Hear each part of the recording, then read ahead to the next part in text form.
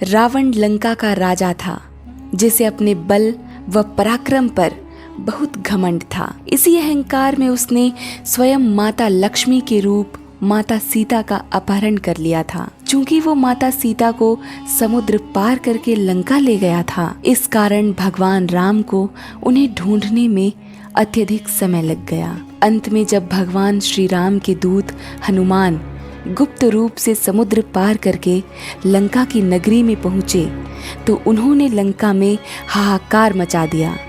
हनुमान ने माता सीता से मिलने के पश्चात अशोक वाटिका को उजाड़ दिया व लंका के सेनापति जम्बूमलि व रावण के सबसे छोटे पुत्र अक्षय कुमार का वध कर डाला। इसके बाद रावण ने अपने सबसे बड़े पुत्र मेघनाथ को हनुमान से युद्ध करने भेजा।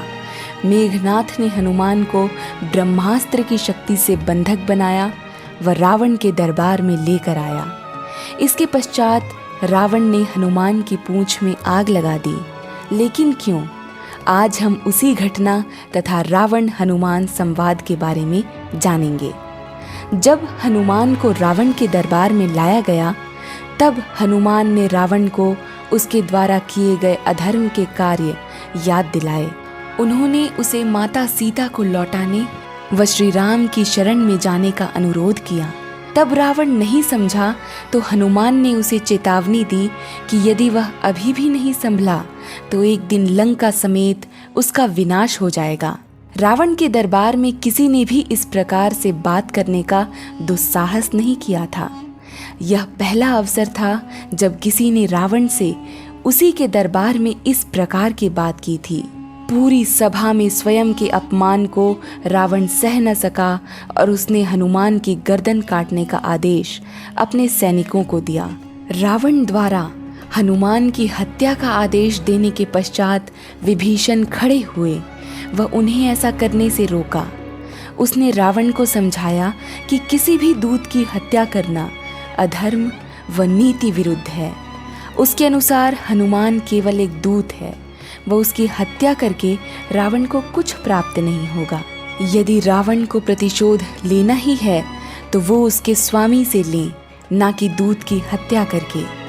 रावण ने जब अपने मंत्रियों से परामर्श लिया तो उन्होंने भी उसे यही कहा कि दूत की हत्या करना राजधर्म के विरुद्ध है। उनके अनुसार दूत अपने स्वामी की आज्ञा का पालन करता है, वो उसी के अधीन रहता है। इसीलिए कहीं भी दूत की हत्या का प्रावधान नहीं है। यदि दूत किसी प्रकार का उद्दंड करता है या किसी प्रकार की क्षति पहुंचाता है तो उसके लिए कई अन्य प्रकार के दंड निर्धारित किए गए हैं, जैसे कि उसका कोई अंग काट देना, उसका मुंडन कर देना या उसके शरीर में कोई हानि पहुंचाना। इसीलिए उसके मंत्रियों के अनुसार यदि दूत शत्रु की भांति भी व्यवहार करता है तो भी उसे मृत्यु दंड नहीं दिया जाना चाहिए। रावण विभीषण व अपने मंत्रियों की बात पर सहमत हो गया व उसने हनुमान को मृत्यु दंड देने की आज्ञा वापस ले ली। इसके बाद रावण ने हनुमान की पूंछ में आग लगाने का सोचा, क्योंकि वानरों को अपनी पूंछ से अत्यधिक प्रेम होता है। यदि हनुमान अपनी जली हुई पूंछ लेकर वापस जाएगा तो वानर सेना में उसका अपमान होगा।